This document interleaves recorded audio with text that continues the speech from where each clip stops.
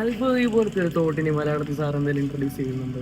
പുതുതായിട്ടുള്ള Athbhuthadweep thought ഉണ്ടാക്കാനുള്ള ശ്രമത്തിലാണ്. അതിന്റെ ലീഡ് എന്തായിരുന്നു അന്ന് ആ കാലത്ത് അത്ഭുതദ്വീപിലേക്ക് എത്തിച്ചത്? അത്ഭുതദ്വീപിന്റെ ലീഡ് എന്ന് പറഞ്ഞാൽ അന്ന് ഞാന് ഒത്തിരി ഭിന്നശേഷിക്കാരുടെ പടം ചെയ്തിരുന്നു.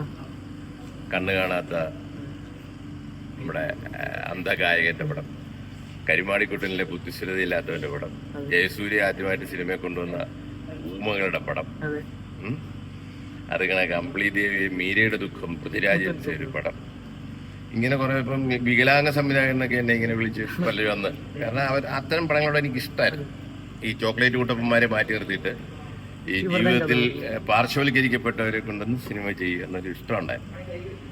അങ്ങനെ ഹിറ്റായപ്പോഴാണ് പക്രു ഒരു ദിവസം എന്നോട് പറയുന്നത്, സാർ ഇങ്ങനെയൊക്കെ എല്ലാവരെയും വെച്ച് പടം എടുത്തല്ലോ, ഞങ്ങളെ വെച്ചൊരു പടം എടുക്കാൻ പറ്റുമോ?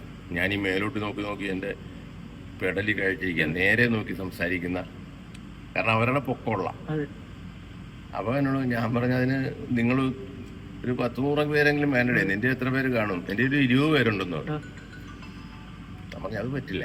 പക്ഷെ പക്രുവിൻ്റെ ആ വാക്കെന്നിൽ, അങ്ങനെ പക്രുവിന് വേണ്ടി ഒരു പടം എന്തായിരിക്കും ഇവരുടെ ഹൈറ്റിലുള്ള, ഞാൻ ഭിന്നശേഷിക്കാരോടുള്ള ഇഷ്ടം മനസ്സിലുള്ളപ്പോൾ തന്നെ പക്രുവിനെ കണക്ക് പൊക്കം കുറഞ്ഞവരെ വെച്ചൊരു പടം എങ്ങനെ ആയിരിക്കും ഉണ്ടാക്കുക എന്നുള്ള ചിന്തയെന്ന് ദൈവം തന്നൊരു കൺസെപ്റ്റ് അല്ല, ഒന്നുമില്ല.